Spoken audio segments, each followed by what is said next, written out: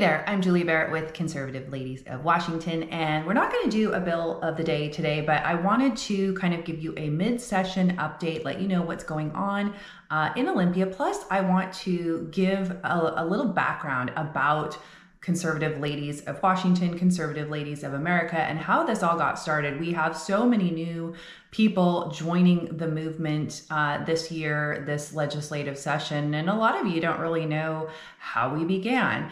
So I thought I'd take a few minutes today to share a little background about how we came to be, and then give you a little update, and hopefully I can keep this condensed to just a few minutes. But back in 2020, I created a little Facebook group, Conservative Ladies of Washington is what I called it, not thinking that it would ever go anywhere or be anything more than just a Facebook group where women in Washington state could come and connect with like-minded women and have a space where they could speak their mind without getting kicked out of Facebook groups, because that is what happened to me, because I was outspoken in Western Washington and I'd get kicked out of all these Facebook groups. And so I thought this would be a way to connect like-minded women. And shortly after I created the group, COVID happened. Shortly after that, you had the George Floyd death, and then of course, the summer of 2020, which around the country was a hot mess, but especially in Western Washington, especially in Seattle with the Chaz Chop, the whole summer of love and all of that. So our little Facebook group grew really quickly, and it was really important to me that it not just be a dumping ground or a place where people could just gripe, but actually people were coming there for relevant information and could take action on that. So we really made a concerted effort to keep the content in that Facebook group very focused and very relevant to what was going on, and to nudging people towards taking action. Well, that fall, my husband said, "Gosh, you're spending a lot of time on this Facebook group. Perhaps you should, come up with some sort of a business model, make a website, make an actual organization out of this." I've never been involved in, nonprofits or, activists at all. It was never something I had done before in my life. So I didn't even know where to start or what that would look like. And to be honest, I didn't really know if that's what I wanted to do. But I did go ahead and make a website for us. And then in March of 2021, we launched our membership platform. So people who wanted to support the work that we were doing, which at that time was mostly just bringing people together to network and have events and try to get people, women especially, informed about what was going on in their local government and in the state. And then shortly after that, actually not even 3 weeks after we launched, we came face to face with the anti-parent laws of Washington state, and it changed the trajectory of my life, our family, and the organization Conservative Ladies of Washington. I started digging into policies and learning, how was it that the state, that Seattle Children's Hospital could decide that my 14-year-old child shouldn't come home with me, but should go to a homeless shelter when there was no abuse, there was nothing wrong in the home, there was no CPS involvement. So I started digging into that, and a couple weeks after all of this happened, former Representative Brad Klippert from the 8th Legislative District in Washington, which is Benton County, the Tri-Cities area, he reached out to me and offered his help. This was the first time I'd ever talked to a legislator, and Brad and I became fast friends, and I learned a lot from him. And when he learned about this big Facebook group that I had, which at the time was like 7,000 people, which was a pretty good sized audience, and it was very, there was a lot of engagement in the group. And so he asked if we would be willing to put out calls to action to the group to get people engaged in the legislative session. And it was the very tail end of the 2021 session. So I think there were like maybe 2 or 3 weeks left, but we would put out these calls to action through our emails and through our Facebook group, and people would start signing in. or sending emails, and it was really effective. And the Republicans that were seeing this were really appreciative of our efforts. And then in 2022, when the session came around again, I testified on my first bill that January, which was one of Jim Walsh's bills. It was a civics in education bill, and I testified in support. And I was really surprised to find that I think there was me and Lee Finna from Washington Policy Center. I think we were the two people that testified in support. And there was literally a line out the door. Okay, not literally, because it was on Zoom. There was a line out the door of people to testify against this bill. And I was shocked. I was shocked that Lee and I were the only people there to testify. And who was supporting these policies or opposing the policies that we as conservatives want to see enacted or not enacted. And so I decided to sign up for another bill a few days later. I encountered the same thing. There were, again, nobody signed up on our side and a line out the door on the other side. And so that's when I decided that this needed to be the focus of Conservative Ladies. And we needed to focus on policy. We needed to focus on educating citizens, engaging citizens, so that there was the voice of the people in the government process. So that's really how this all has transpired and become what it is today. And again, I never have had, it's all happened so fast that I haven't really, there's been no structure to how this organization is actually going to take shape. So it's kind of been one of those things that we have done on the fly. And it's been really cool to see how many citizens have become engaged in the process and are taking the calls to action and want to learn more and want to get engaged. And we have, over the past couple of sessions, we've created a legislative action team, a team of volunteers that dig into these bills, and we all meet every Monday on Zoom and try to figure out what's important, what do we need to take action on, what do citizens need to know about. So it's pretty cool to see all of these people coming together for this really important purpose. And so this is the sole focus of our organization. And we do have a national brand, Conservative Ladies of America, which as this session wraps up and I have more bandwidth, I will focus on that as well. And our goal is to really get involved in every state and support conservative lawmakers, learn about the different policies, make sure that constitutional laws are being passed and unconstitutional laws are not being passed, and that citizens know what's going on in their lawmaking process. So that's a little bit of background into Conservative Ladies. And one of the things I heard Dan Bongino say this on his show the other day, he said, "This show is special because I'm not." And that really resonated with me. And I think that's the reason Conservative Ladies is so special, is because I'm not. I'm just a regular person. I'm just a mom that got a bee in her bonnet and refused to back down and wanted to speak up and wanted other people to know what's really going on, so that, number one, you could protect your children, protect your family, and that you could speak up and that we could start changing this. Because if we don't know what's going on, then we can't speak up and we can't change it. And so I say that because I want to empower you.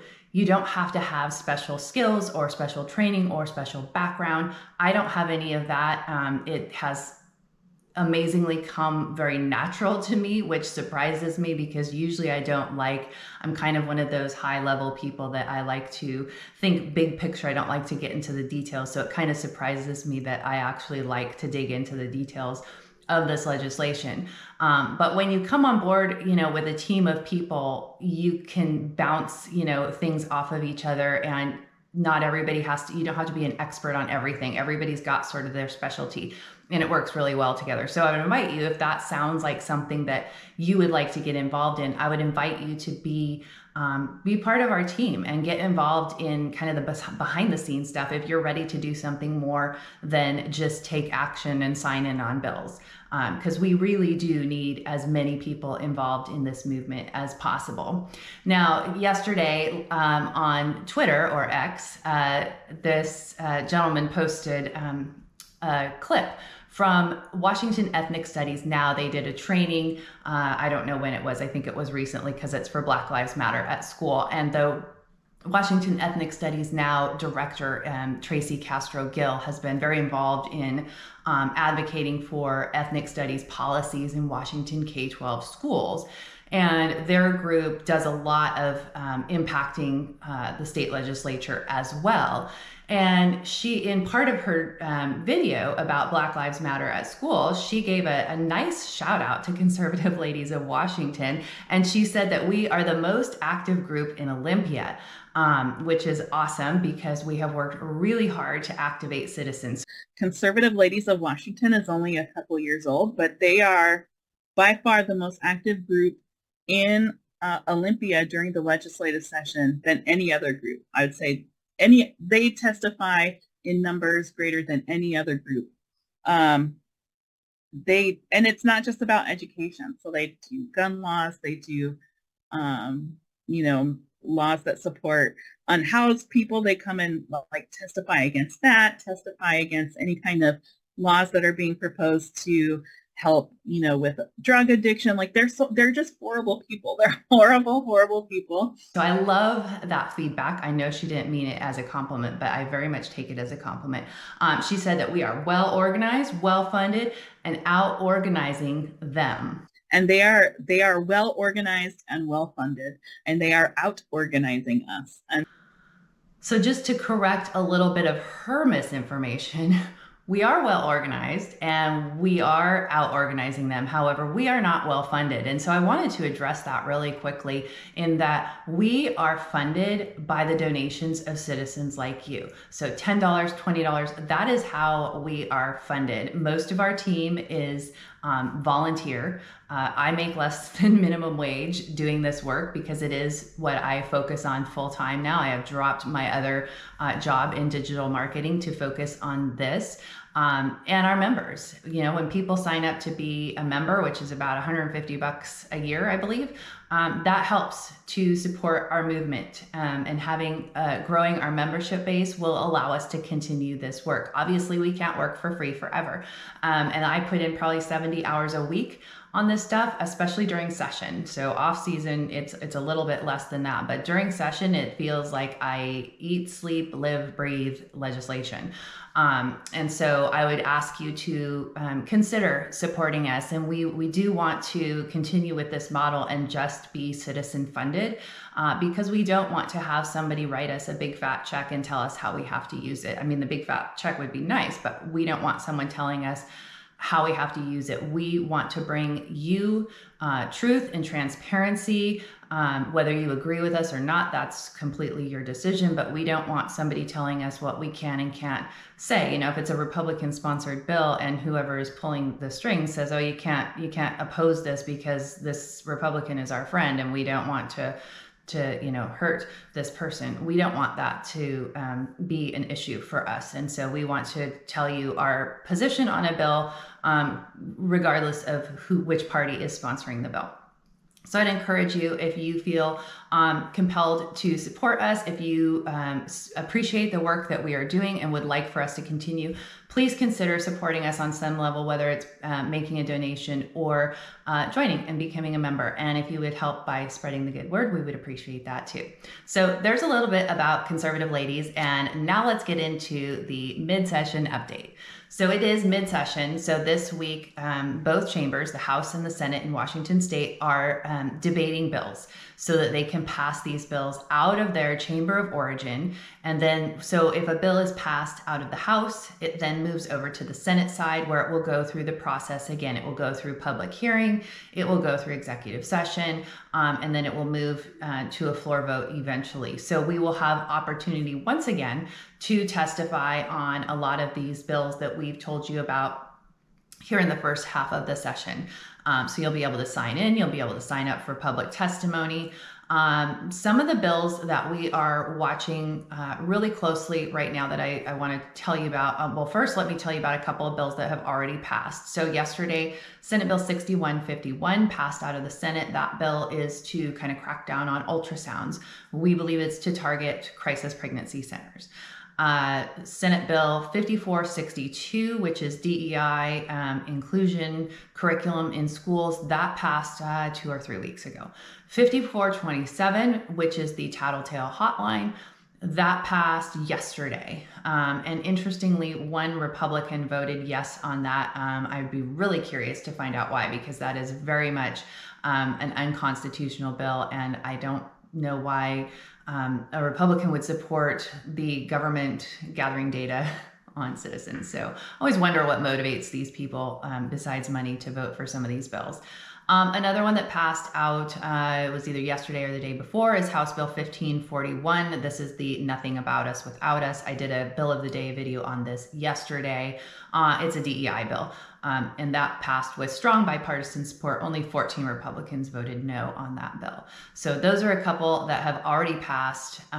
What is coming up is Senate Bill 5770, which is a bill that would triple the property taxes in Washington state. It's a very bad bill. We've put out a call to action on that, kind of out of our wheelhouse, but it is a big bad bill. So we wanted to make sure that we alerted citizens so that you can take action and email your senators on that. Another bill is Senate Bill 6095. This would give the Secretary of Health emergency powers. 5838, Senate Bill 5838 is the AI task force on the Senate side.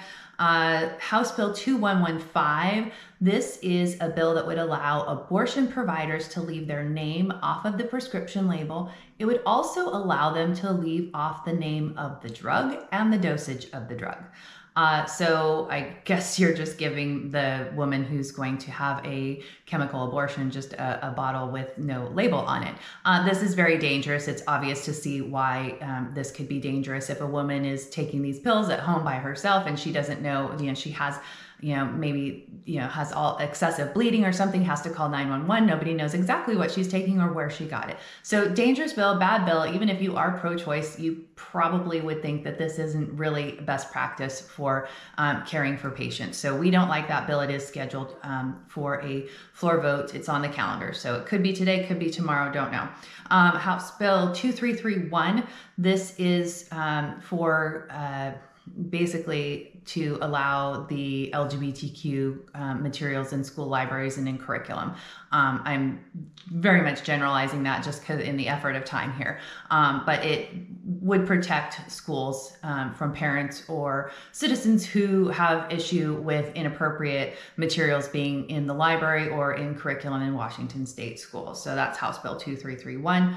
The other bill that we are looking at is 2118. This is the Put the FFLs Out of Business in Washington state bill. It's a very bad bill. It's very dystopian. It would truly cripple the FFL industry in Washington state, and it would make it very difficult for citizens to purchase firearms and all of that. So it's a very bad bill, very dangerous. It is unconstitutional, and everybody says, well, the courts will overturn it. Yes, but that's very expensive and it takes a very long time, and that's a big maybe with the crazy leftists that we've got in the court system in the United States these days. So that's kind of a quick recap of where we are with the session. Next week, there will be public hearings again as bills cross over to their opposite chamber. And we'll tell you about those. But this week, the calls to action are mostly emailing senators, emailing representatives, and letting them know that you want how you want them to vote on a certain bill. So we've been trying to put out a lot of that. You can go to our Legislative Action Center, which I will link up down below, and you can just scroll through and find all of our calls to action. One thing people ask a lot is, do I have to put in my phone number? Yes, you have. It makes you, the program that we use makes you put in your phone number. We don't use it, and we don't sell your data, and we're not going to text you. So hopefully that helps a little bit, but I can't get around it. I don't create the software. So unfortunately, that's the way it is. You can head to the Action Center and just scroll through the list and take action on all sorts of things. And also be sure to subscribe to our Substack if you are not already. That's the best way to get the latest breaking updates and calls to action. And to become a member, you just subscribe to our Substack as a paid subscriber. And that is truly the best way that you can support the work that we're doing. You can also send a donation, and I'll put the donation link in the description box below as well. So Thank you so much for taking action. Thank you for helping us be the most active, the most organized group in Olympia. We could not do it without you. Recruit your friends. We just need to grow this movement, get bigger, and get louder. So thanks for watching, and I'll see you again next time.